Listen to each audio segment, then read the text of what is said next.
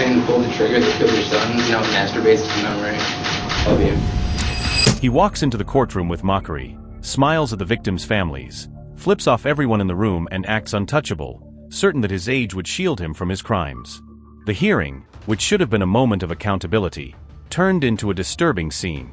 He didn't cooperate with attorneys, didn't respond respectfully to the judge's instructions, and never once tried to show remorse. When he finally stood to speak, he looked straight at the victims' relatives with a posture that made the whole room fall silent. There was no shaking, no hesitation, no sign of regret. Just an unchanging expression, as if he were completely disconnected from the consequences of what he had done. This is the story of T.J. Lane, a teenager who committed one of the most brutal crimes in recent years and felt no regret at all. To understand the strangeness of his behavior in court, it was necessary to go back to what happened months earlier, on a morning that began like any other. A morning that turned school hallways into paths of despair and brought to light a young man whose life seemed driven by a logic no one could decipher. At that time, he didn't regularly attend the school where everything took place. Some saw him as quiet, others as someone carrying constant unrest. There were reports of an unstable atmosphere around him, but nothing clear enough to predict what was about to happen. Nothing suggesting an act so extreme, so sudden, and so devastating. On the morning of the attack, everything felt typical. Students talked, joked, some rushed to finish last-minute work, others simply waited for the bell. The cafeteria was full, and the routine moved normally, until he walked in, sitting on a bench as if waiting for something, or studying the room. In that moment, the course of dozens of lives changed. The abrupt movement, the sounds that echoed through the space, the immediate scattering of students, the wave of chaos and disorientation, it all unfolded in seconds. There was no time to process. Only to run, take cover, try to help whoever was near. Accounts of that morning are filled with disbelief and despair. Every witness has their version of the panic, but all agree on one thing: no one imagined that young man capable of something so devastating.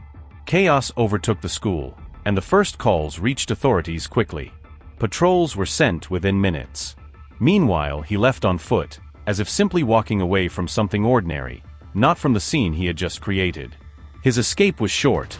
Officers found him nearby and detained him without resistance. His quick capture gave the community some relief, but it wasn't enough to answer the questions already forming. Who was he, really? What drove him to do it? Were signs ignored? Was there anything that could have been noticed earlier? The answers wouldn't come easily. And when they did, they came with a coldness that made it clear the case was far more complex than any simple explanation. During interrogation, Lane showed no regret. He said little, offered no justification. His distant, silent posture reinforced the sense of an emotional void impossible to reach. Authorities began building his profile, but every piece of information only deepened the mystery instead of solving it. When the trial began, relatives, journalists, and community members wanted to understand what was happening in the young man's mind. They hoped, maybe, for a hint of awareness or an apology, however unlikely. Instead, they found the same attitude seen at his arrest: absolute coldness. And that coldness became the center of attention in court. The way he behaved toward the families, the complete lack of empathy, the deliberate provocation, it all created a wave of disbelief that spread through the courtroom. It wasn't only about the crime, it was about someone acting outside any recognizable human emotion. But the trial, intense as it was, wasn't the end of the story. It was only the middle piece of a case that would continue to challenge specialists, authorities, and anyone trying to understand his mind. And as sentencing approached, deeper questions emerged about responsibility, mental structure, and the invisible failures that allowed everything to unfold the way it did. That behavior in the courtroom, cold, defiant, completely disconnected from the suffering around him, couldn't be understood without returning to the timeline of the morning that marked the beginning of everything. The community of Chardon, used to quiet days and predictable routines, never imagined that a teenager on the fringes of the school would bring such a rupture. But while the court struggled to give legal shape to the tragedy, it was impossible to ignore that something deeper hid between the lines of the case: a sequence of invisible failures, scattered signs, details that seemed small on their own but together formed a warning no one saw in time. He wasn't a traditional student at the school where it all happened. He attended an alternative institution that served teens with academic or behavioral issues. He passed through Chardon High only occasionally, almost always without drawing attention. Some described him as introspective, others as someone who carried a constant sense of unrest. Nothing concrete, nothing that clearly indicated what was about to occur. And for that very reason, the shock was so profound. That morning, before any suspicion could arise, he entered the school building like so many other occasional visitors. There was no visible tension. No behavior that immediately concerned teachers or staff. He walked to the cafeteria and sat on a bench near the entrance. The routine around him continued uninterrupted, students talking, checking their phones, waiting for classes to start. An ordinary scene, almost too ordinary. And it's exactly that normalcy that makes what came next so disturbing. The movement that preceded the first moment of chaos was so subtle that many didn't even notice. It was there, in that silent instant, that the atmosphere shifted abruptly. What followed was a chain of instinctive reactions: running, confusion, screams, an immediate scattering in every direction. Those who were close felt the sudden break between everyday school life and an event that would mark their lives forever. Witnesses recall expressions of shock, attempts to help those nearby, students trying to protect themselves as the environment transformed in front of them. The school was overtaken by a sense of total disorientation. Some hid in classrooms, others ran outside, while teachers tried to organize students however they could. Within minutes, the first calls reached local police. Units were deployed immediately, already heading out before anyone fully understood the scale of what was happening. Meanwhile, he walked away from the scene without showing any urgency. The way he left the school, not running, not trying to blend in with the crowds, would later draw attention in police reports. As if he were simply completing something he had planned and moving on to the next step. His arrest took place shortly afterward in an area not far from the school. He didn't resist. He didn't offer explanations. He didn't show regret. He simply waited, silent. In the days that followed, Chardon went into mourning. The small, close-knit town had to confront a crisis far beyond its emotional preparedness.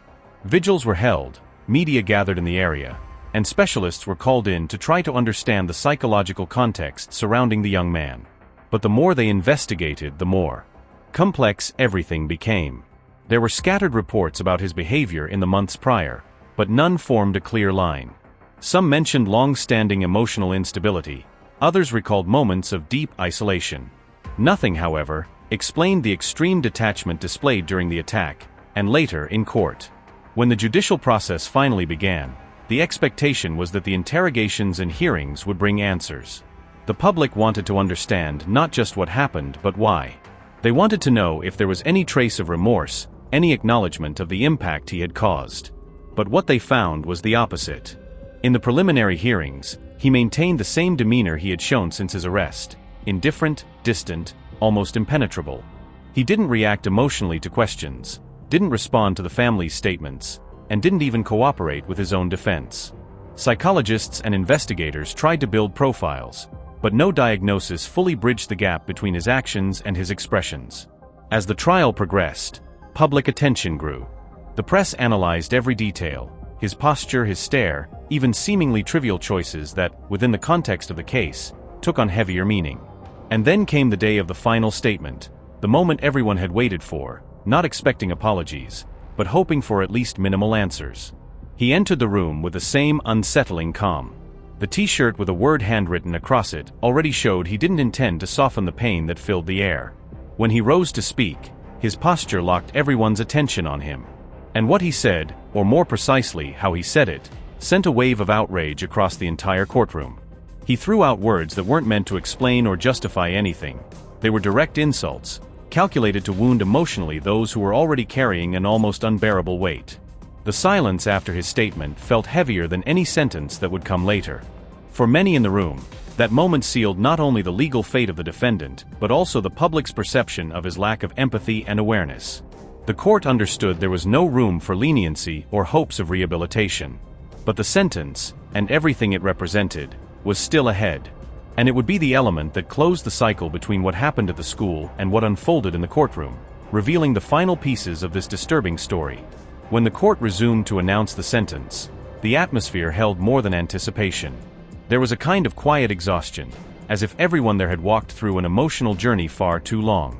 The defendant's offensive words in the previous hearing had not only ended any possibility of empathy, they had cemented an almost unanimous perception of his stance toward the tragedy. And that weight hung over everyone present: judges, attorneys, families, security officers. No one seemed immune to the impact of what had unfolded. The judge entered, and whispered conversations stopped instantly. The reading of the sentence began with a reconstruction of the events, not as repetition, but as a reaffirmation of the case's gravity. By law, every detail, every consequence, every life cut short had to be recorded. But there was something extra in the judge's tone. It wasn't explicit emotion or outrage. It was a firmness shaped by the historical responsibility of that moment. When he announced 3 consecutive life sentences, with no chance of review or future release, no one was surprised. It was seen as the only possible response within the justice system. But the meaning of the sentence went beyond legal boundaries. It confirmed that the defendant's behavior, both during the crime and in court, had erased any remaining doubt about his inability to recognize the pain he caused. His actions left no room for lenient interpretations, and justice had to match the emotional devastation left behind. Throughout the final reading, he remained exactly as he had since the very first day, motionless, unhesitating, showing no trace of unease. No head movement, no shift in expression. Just silence, a silence so absolute it became almost unsettling. Even after hearing he would spend the rest of his life imprisoned, there was no change in his demeanor. No conscious or involuntary reaction. Only the repetition of that enigmatic posture that had puzzled investigators and specialists throughout the entire process. Officers approached to escort him out. He rose slowly, without looking at anyone. As he walked toward the door, victims' families watched with expressions mixing sadness, relief, and a quiet indignation. There was no sense of victory, only the recognition that, although justice had been served, nothing could restore what had been lost. The courtroom door closed behind him. And for the first time since the trial began, the room seemed to breathe differently. It wasn't full relief nor a complete sense of closure. It was simply the awareness that this part of the story was finished, even though the scars would remain.